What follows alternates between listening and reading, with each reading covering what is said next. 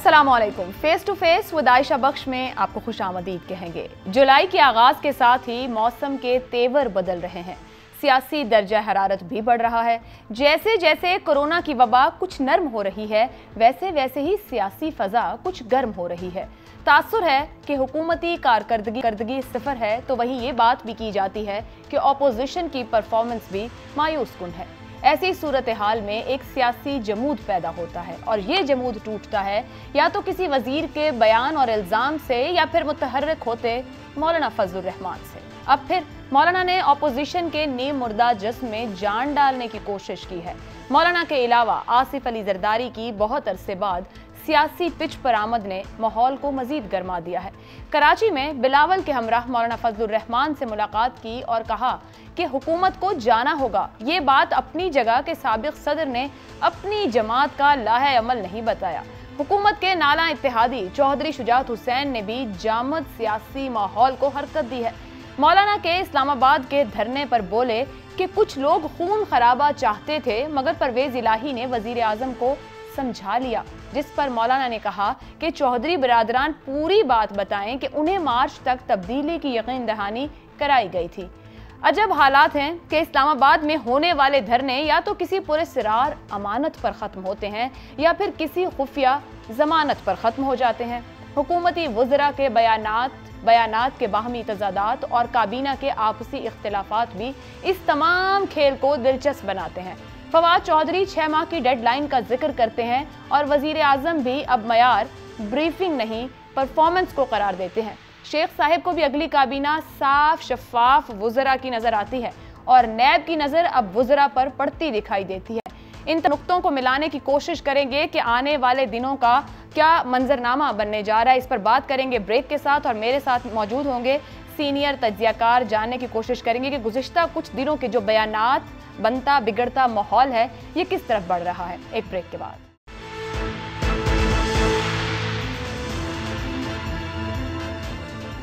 Programme में आपको खुशामदीद कहेंगे। गुफ्तगू का आगाज करेंगे। मेरे साथ जो मेहमान प्रोग्राम में मौजूद हैं, सलीम बुखारी साहब हमारे साथ हैं, ज़मीर हैदर साहब हमारे साथ हैं, मज़हर अब्बास साहब प्रोग्राम का हिस्सा हैं। बात करेंगे कि हुकूमत बड़ी कड़ी नज़र रखे हुए है अपने वज़रा पर और लोगों पर। क्या कहते हैं इस बारे में शिबली फराज साहब और क्या गुफ्तगू हो रही है। जो हुकूमत की जानिब से बयानात आ रहे हैं वो आपके पास भी आ रहे हैं। ये पहली गुफ्तगू सुनिएगा, फिर आगे इस पर बढ़ते हैं। इस हुकूमत में जितनी ज्यादा शफाफियत होगी, जो वज़रा हैं, जो हुकूमती कारिंदे हैं, उन सब पे कड़ी नजर रखी जाएगी और जो भी जरा जिस पे थोड़ा भी साबित हो जाए हम उसके खिलाफ एक्शन लेंगे। सलीम बुखारी साहब, गुज़िश्ता हफ्ता 10 दिन से जिस तरह के बयानात आ रहे हैं, यह हुकूमत कह रही है कड़ी नजर है वज़रा पर। वज़ीर आज़म साहब ये कहते रहे जो परफॉर्म नहीं करेगा वो घर जाएगा। कड़ी नजर किन लोगों पर रखी जाती है? क्या कप्तान अपनी टीम पर 2 साल बाद भी भरोसा नहीं कर पा रहे, एतमाद और एतबार नहीं है? बहुत शुक्रिया आपका आयशा बख्श, आपने मुझे फिर अपने प्रोग्राम में काफ़ी अरसे के बाद याद किया है और कंपनी भी मेरी आज शुक्र है अच्छी है, इसलिए कोशिश करेंगे गुफ्तगू भी अच्छी हो। देखिए शिबली फराज साहब क्या किस हुकूमत की बात कर रहे थे, किन बंदों की बात कर रहे थे, मेरी समझ से तो बिल्कुल बात बालातर है, इसलिए कि जहाँ तक उनके अपने वजीरों और मशीरों का ताल्लुक है, उनकी तो जो कहानियां अब हमारे सामने नहीं पूरी कौम के सामने हैं, उसके बाद ये दावा करना जो है मुझे तो शर्म आती है। इसके ऊपर तबसरा करते हुए उन्हें ये दावा करते हुए शर्म नहीं आई। देखिए गुजारिश ये है कि आप बहुत दूर मत जाइए, सिर्फ आटा चीनी के बरान से शुरू हो जाइए। उसके अंदर जिन लोगों के नाम पर इल्ज़ाम नहीं था, चार्जशीट थी जिनके खिलाफ, जिसमें 3 वज़रा 2 मशीर शामिल थे, उन्होंने बैठ के उसी रिपोर्ट को खुद रिव्यू किया है कैबिनेट की मीटिंग में। ये तो जनाब शफाफियत है। मुझे नहीं समझ में आती शफाफियत का इनके नज़दीक मतलब क्या है। What do they mean by this? एक बात। दूसरी बात यह कि सिलसिला जारी है। BTR से शुरू हो जाएं, मालम जब्बा तक चले जाएं, पिछले वाक़यात भूल जाएं। हलीम आदिल शेख साहब के खिलाफ मुकदमा नैब में चला गया है, मशीर को अभी कल ही निकाला है, अजमल वजीर को उन्होंने। ये है वो शफाफियत गालबन जिसकी तरफ उनका इशारा था। जो एहतसाब करने के लिए आए थे, खुद जो मिसालें कायम कर रहे हैं, मेरे ख्याल से एहतसाब का नाम बहुत जल्द गाली बनने वाला है। इसलिए कि पहली बात तो यह कि वन नाइट जैक की तरह से एक तरफा एहतसाब कोई एहतसाब नहीं होता, इसको सियासी इंतकाम से ही ताबीर कर सकते हैं आप। और फिर जब आप इतने ऊंचे ऊंचे गले फाड़ के कंटेनर्स पर पार्लियामेंट के अंदर, शहरों के अंदर जलसों में ये दावे करते रहे होंगे छोड़ेंगे नहीं, जेलें भर देंगे, किसी के खिलाफ जो भी सबूत हुआ उसको तो छोड़ेंगे नहीं, लेकिन उनमें से कुछ 70% के करीब लोग जो हैं वो अब खुद उनकी काबीना के हिस्से हैं, जिन्हें वो पिछली हुकूमतों में चोर और डाकू कह के मुखातिब किया करते थे।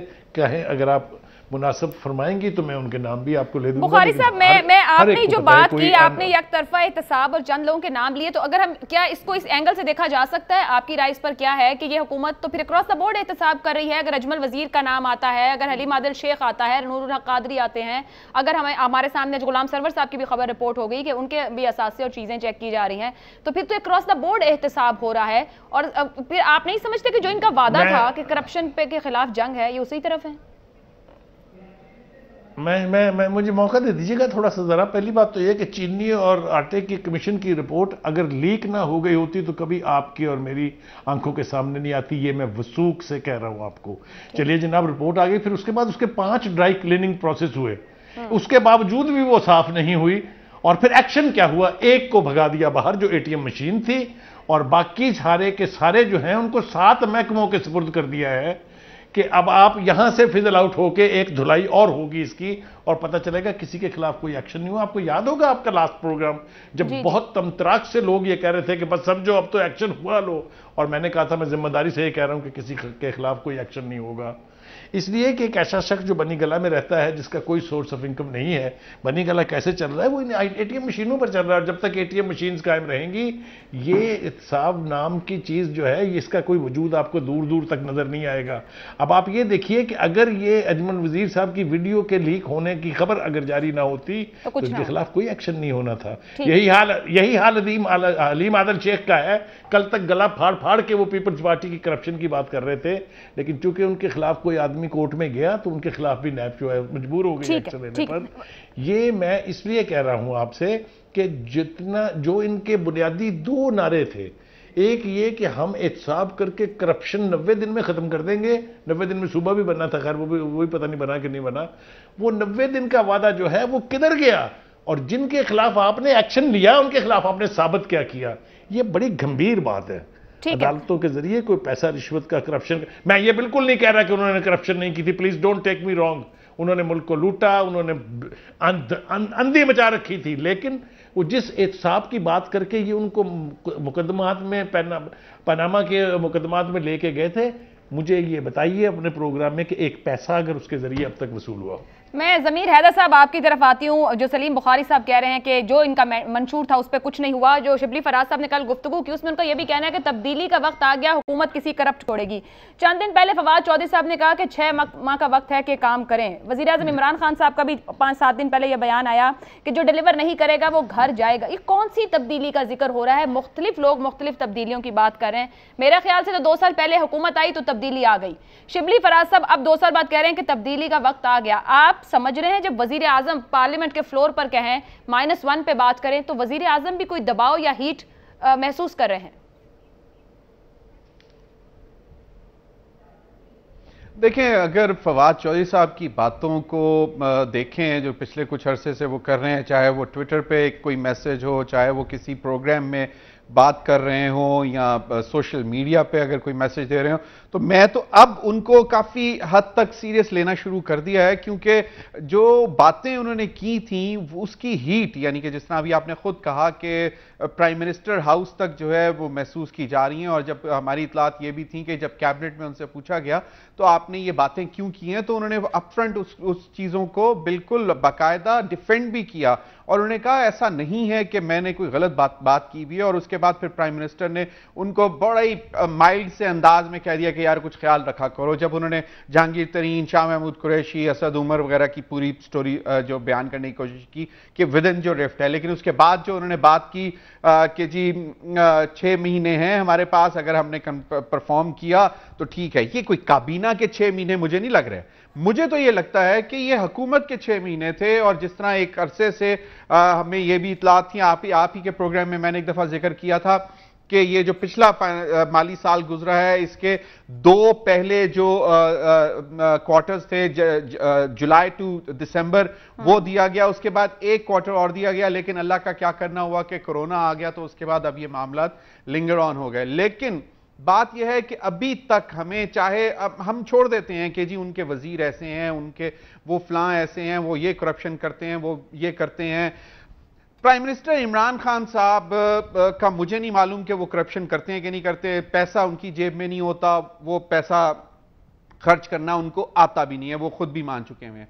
लेकिन बात यह है कि अवाम को अब तक क्या मिला? कोई अच्छी खबर, कोई अच्छी स्टोरी हमारे पास सुनाने को कभी बन रही होती है तो एकदम कोई ना कोई और कट्टा खुल जाता है। मसलन आटा चीनी के हवाले से हमें लग रहा था कि जी अब चीनी, मजे की बात यह आयशा कि चीनी के हवाले से जब इंक्वायरी हो रही थी, जब एक कमीशन इंक्वायर कर रहा था, FIA इंक्वायर कर रहा था, सारे मामला चल रहे थे, तो चीनी की कीमत बदस्तूर ऊपर जा रही थी। बिल्कुल, चीनी की रिपोर्ट पब्लिक हो जाती है, चीनी की कीमत बस बदस्तूर ऊपर जा रही है। आज तक काबू में ये तो हम लोगों का हाल है कि हम लोग यहां पर, और फिर कोरोना के हवाले से हमने जो मामला देखे हैं, जिस तरह सलीम बुखारी साहब ने भी कहा कि मुझे नहीं समझ आती है कि तब्दीली, हम कौन सी तब्दीली एक्सपेक्ट कर रहे हैं। ठीक है, कोई बेहतरी की तब्दीली हमने सुना था 2014 में, जो मुझे मेरे कानों में अभी तक आवाज आ रही है, और उस तब्दीली को फिजिकली हम देखना भी चाहते हैं, जिस तरह आपने भी कहा 18 में आ गई थी सर। कब तक आएगी ये तब्दीली हमारी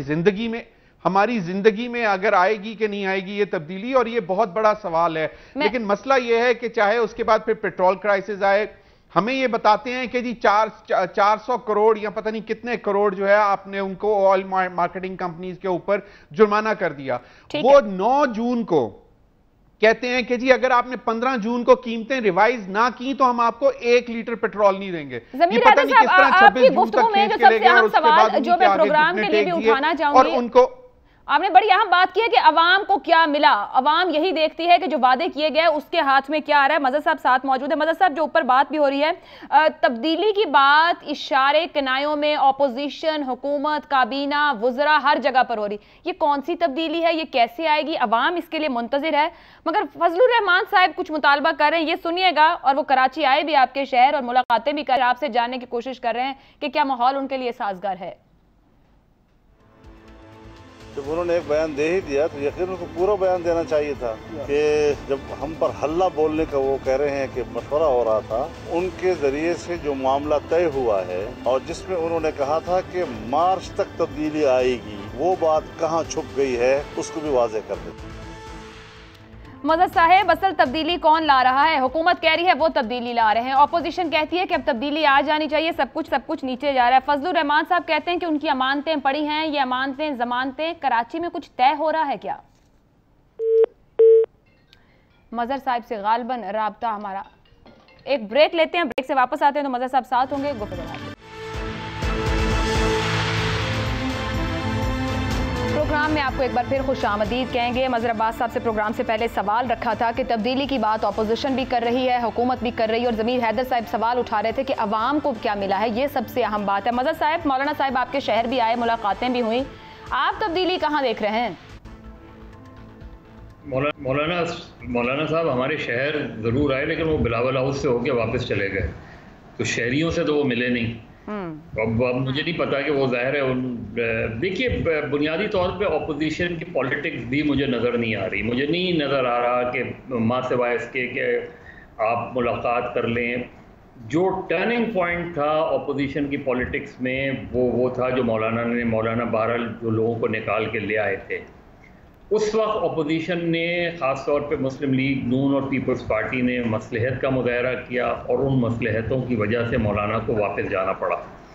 अब जो सूरत हाल है, दोबारा देखिए, अक्सर इस तरह के खेलों में जब आप एक मरतबा बाहर निकल आते हैं और उसके बाद फिर वापस चले जाते हैं, तो उसके बाद दोबारा आना आपके बस की इतनी बात नहीं होती।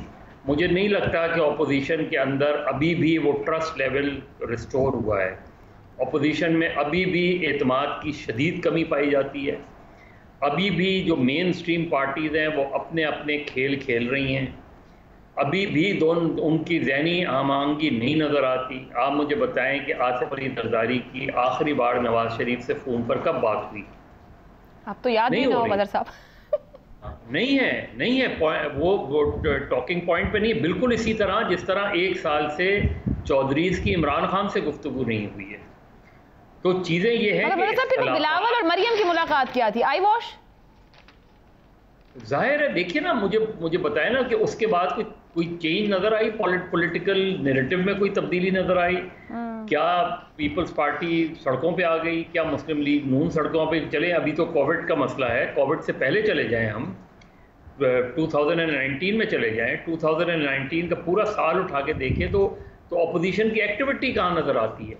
और जो एक सबसे बड़ी एक्टिविटी उन्हें दिखानी थी सेनेट के चेयरमैन के इलेक्शन में, वोट ऑफ नो कॉन्फिडेंस में, वहां ऑपोजिशन मेजॉरिटी होते हुए अगर हार जाती है तो मेरा ख्याल है इमरान खान के अंदर, क्योंकि उनके अंदर लड़ाई झगड़े की सलाहियतें मौजूद हैं, चाहे वो अपनों से लड़ें या गैरों से लड़ें, तो उसका इनडायरेक्टली एक फ़ायदा होता है ऑपोजिशन को। लेकिन एज सच मुझे ऑपोजिशन के अंदर जो है कोई बहुत ज़्यादा मूवमेंट नहीं नज़र आ रही कि वो कोई बहुत मुतहर्रिक हैं, कोई बहुत तहरीक चलाने के मूड में हैं। एपीसी से ज़्यादा आगे जाती हुई बात लग नहीं रही मुझे, कम से कम अगले चंद महीने में। मतलब साहब, क्या ऑपोजिशन, आपकी राय में ऑपोजिशन को नजर आ रहा है कि उसके पास वो ग्राउंड नहीं है, या ऑपोजिशन में वो अहलियत ही नहीं है कि वो कोई ग्राउंड खुद से बना सके? देखिए, दोनों चीज़ें हैं। चीज़ ये है कि चूंकि ये दोनों पार्टीज खासतौर पे गवर्नमेंट्स में रही हैं, तो इनको कोई नई चीज़ लेकर आनी पड़ेगी। जब वो इमरान खान को चैलेंज कर रहे हैं तो इमरान खान को सिर्फ उनके प्रोग्राम की नाकामियों की वजह से चैलेंज ना करें, सिर्फ इमरान खान की मुखालफत की वजह से। आप अब तक देखें कि इमरान खान ये नहीं कर रहे, इमरान खान ने ये नहीं किया, नाकाम हो गए। आप कौन सा ऐसा नया प्रोग्राम लेके आएंगे कि जो लोग दोबारा आप पर एतमाद करें? ये सबसे क्रूशल पॉइंट होगा ऑपोजिशन का कि वो क्या अपना मईशत के लिए क्या रोड मैप देती है, वो कौन सी चीजें हैं जो उन्होंने, और माजी की गलतियों को किस हद तक तस्लीम करते हैं। वो कोई तो वजह है ना कि पीपल्स पार्टी वाइप आउट हो गई मासिवाय सिंध के सब जगह से, तो पीपल्स पार्टी मतलब है कि हालिया अगर अवामी इश्यूज और बहरान की बात जो सलीम बुखारी साहब ऊपर कर रहे थे, वो भी ऑपोजिशन के पास वो ब्रेन नहीं है कि उसको वो कैश करवा सके या कोई अपना प्लान रख सके कि अवाम के साथ जुड़ सके। हमें ऐसा दिखाई देता है फिर मदद साहब कि हमारी पॉलिटिकल पार्टीज मीडिया कंजम्पशन के लिए बयानात और इल्जामात को इस वक्त ज्यादा फोकस किए हुए हैं, वहां पर वॉर ज्यादा लड़ी जा रही है। टेलीविजन की बड़ी प्रॉब्लम ये हुई है कि टेलीविजन की वजह से पॉलिटिकल पार्टीज ने जो है लोगों के पास जाना छोड़ दिया है। वो ये समझने लगे हैं कि टेलीविजन के जरिए उनका मैसेज चला जाता है, काफ़ी है उसमें। तो इस वजह से ग्राउंड पे नहीं नज़र आते, ग्राउंड पे उनकी एक्टिविटीज़ नज़र नहीं आती, और वही जो है स्टीरियोटाइप की एक्टिविटीज़ है। हमें अब तक तो कम से कम 2 सालों में वही नज़र आ रही है उसमें।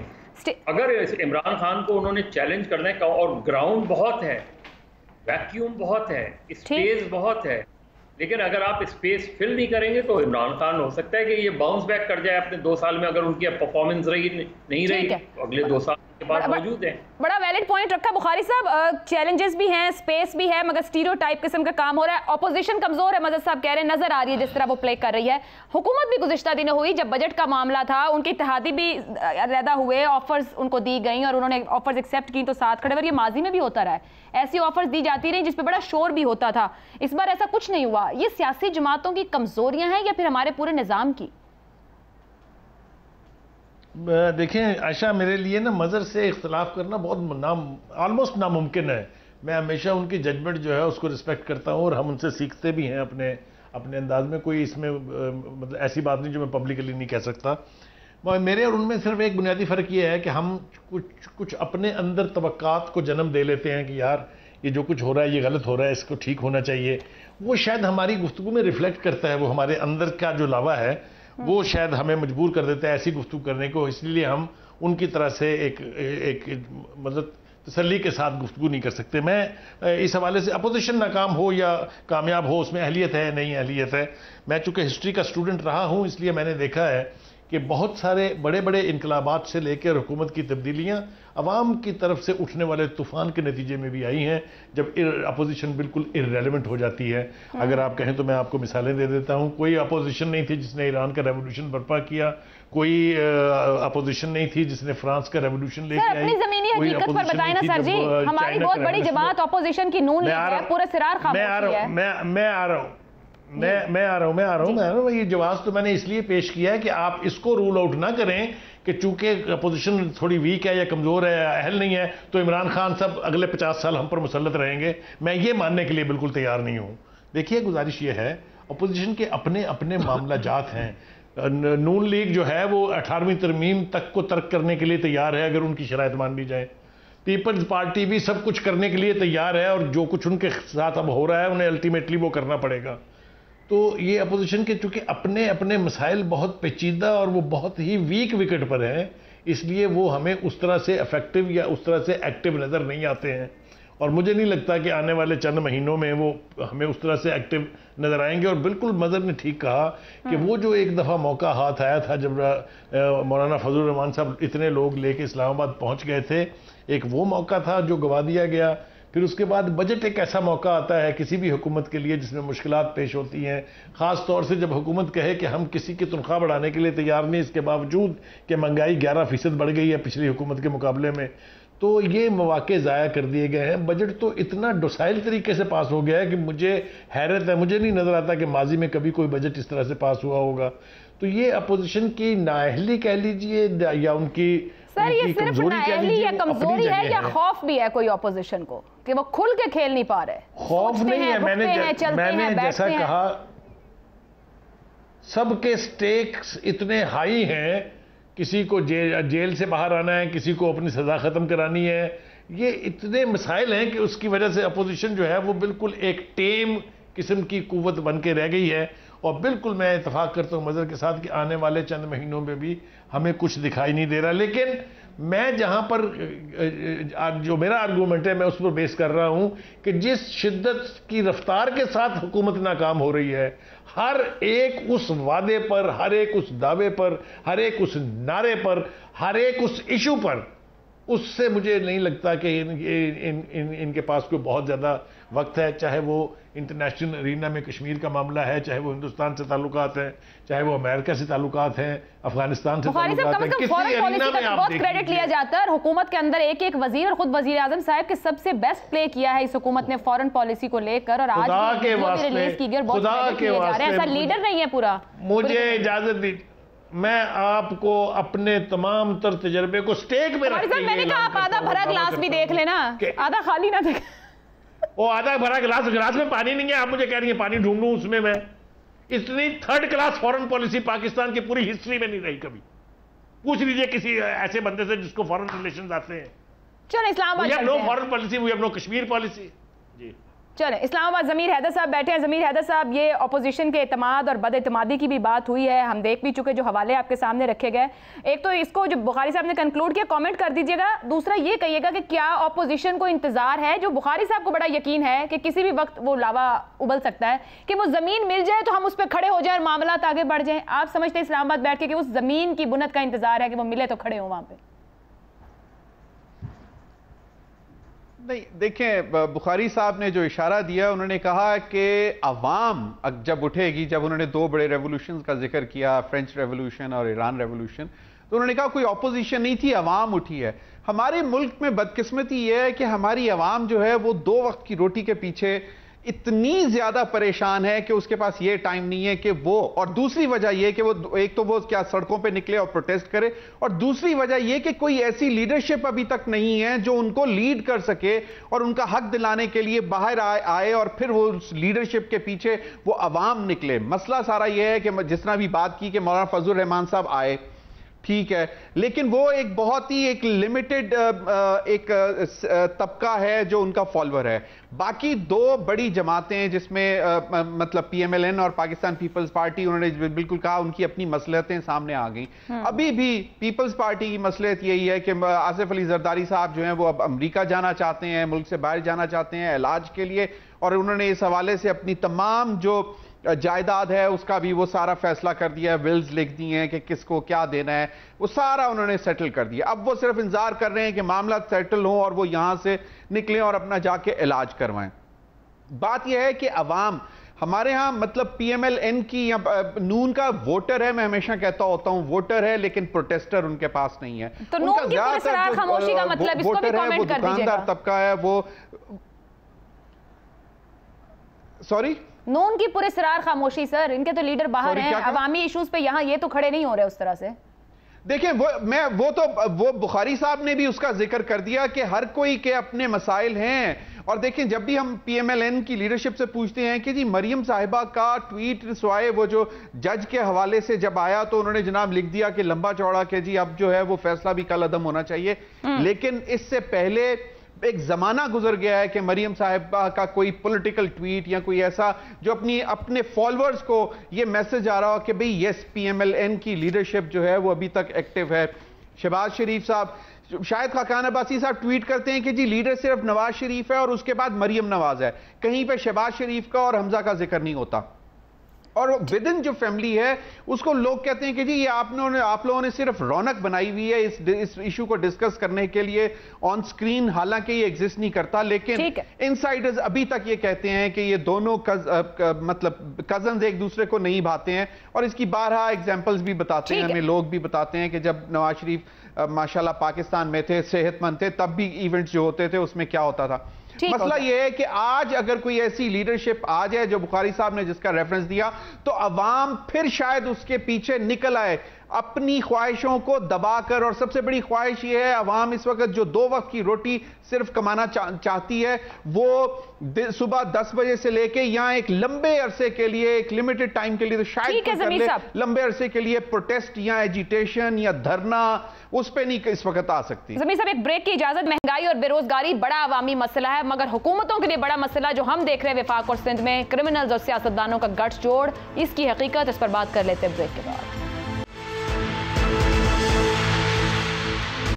प्रोग्राम के आखिरी हिस्से में बात कर लेते हैं वफाक और सिंध के दरमियान बढ़ती कशीदगी। मज़हर साहब आपसे ही आगाज करेंगे। जो तनाव है कराची इस्लामाबाद का, पानी का बुलबुला है, मामला तूल पकड़ते दिखाई देते हैं।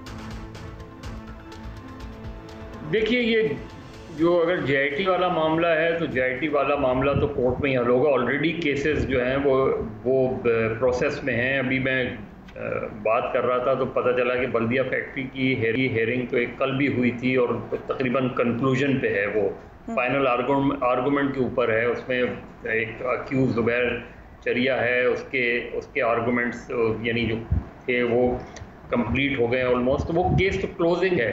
ये याद रखें जेआईटीज़ जो होती हैं वो क्रिमिनल इन्वेस्टिगेशन की एक फॉर्म होती है, और जेआईटीज़ की बुनियाद पे इन्वेस्टिगेशन जो ऑफिसर, तो अल्टीमेटली पुलिस ऑफिसर ही वो चालान सबमिट करता है जी। तो अगर चालान सबमिट हो गए हैं, उज़ैर बलोच के चालान भी सबमिट हो गया है, निसार मोराई का चालान भी जहाँ तक मेरी इत्तला है वो सबमिट हो गया, और बल्दिया फैक्ट्री का केस तो क्लोजिंग है। तो जेआईटी की बुनियाद पे ही तो चालान बने हैं, जेआईटी की बुनियाद के ऊपर ही तो क्रिमिनल इन्वेस्टिगेशन हुई है और वो आगे बढ़ी है उसमें। अब उसमें जब ये सवाल उठाया अली जैदी साहब ने, तो अली जैदी साहब के पास 3 साल से है, बकौल उनके 3 साल से है बिल्कुल। तो 3 साल में तो वो केस आगे चल के कहाँ पहुँच गया है। तो आपको तो जिस वक्त आपके हाथ में आई थी उसी वक्त इस चीज़ को जो है वो रेस करना चाहिए था।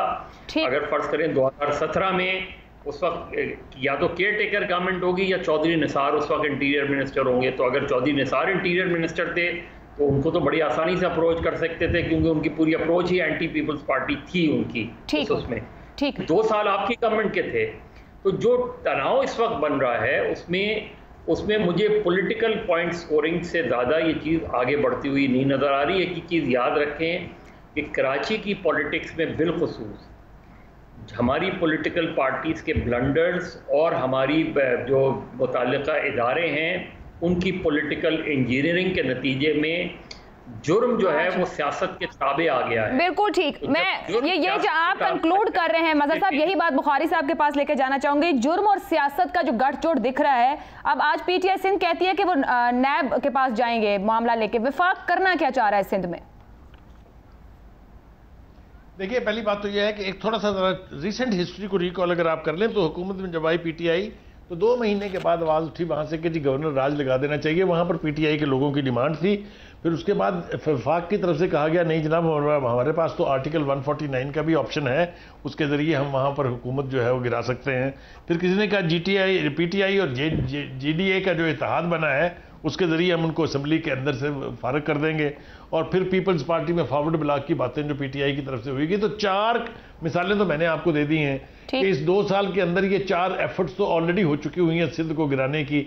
अब ये सिंध और सेंटर का जो फसाद है या जिसको कह लीजिए ये जो मुखासमत है, ये ना सिंध के मुफाद में है ना सेंटर के मुफाद में है। हम इसका तजर्बा बेनज़ीर भुट्टो के दौर में नवाज शरीफ साहब की चीफ मिनिस्टर कर चुके हैं। ठीक है, तो हम में से कोई भी सीखने के लिए तैयार नहीं है, कोई भी सीखने को तैयार नहीं है। मैं बिल्कुल लास्ट कमेंट ज़मीर हैदर साहब, मुख्तसरन गुज़िश्ता 2 साल से दोनों तरफ के अपना अपना मौक़िफ़ है, मसाइल पैदा हो रहे हैं या फिर हल हो रहे हैं? देखिए, मसाइल को हल करने की तो कोशिश है ही नहीं। ये कंट्रोवर्सी सिर्फ बनाई इसलिए गई है कि मसाइल हल नहीं करने हैं, इसको ज्यादा कंट्रोवर्शियल बनाना है। अब मुझे नहीं मालूम कि किस जेआईटी की बेस पे मजीद एफआईआर्स कटी हैं, मजीद चालान हुए हैं और उसके बाद उस पर इन्वेस्टिगेशंस में अदालतों में मामला गए हैं। अभी तक यही चीज सेटल नहीं हो पा रही है, तो हम किस तरह करें। और दूसरा जो आपने बात की ना कि पॉलिटिकल लीडरशिप और मिलिटेंसी, यहां पर हमने देखा है कि ऐसे ऐसे सेनेटर भी बन के आए हैं जिनसे शहबाज शरीफ साहब ने एक्स्ट्रा जुडिशियल कत्ल भी करवाए हैं, मतलब पुलिस मुकाबले भी मरवाते रहे और फिर उनको रिवार्ड भी किया है। तो ये सब एक जैसे ही रहे हैं, ये सब एक जैसे रहे हैं और एक जगह तक महदूद मसला ये है कि मुझे नहीं मालूम कि पीटीआई में कि बहुत बहुत शुक्रिया सलीम बुखारी, मज़हर अब्बास साहब और ज़मीर हैदर साहब। इजाजत दीजिए, अल्लाह हाफ़िज़।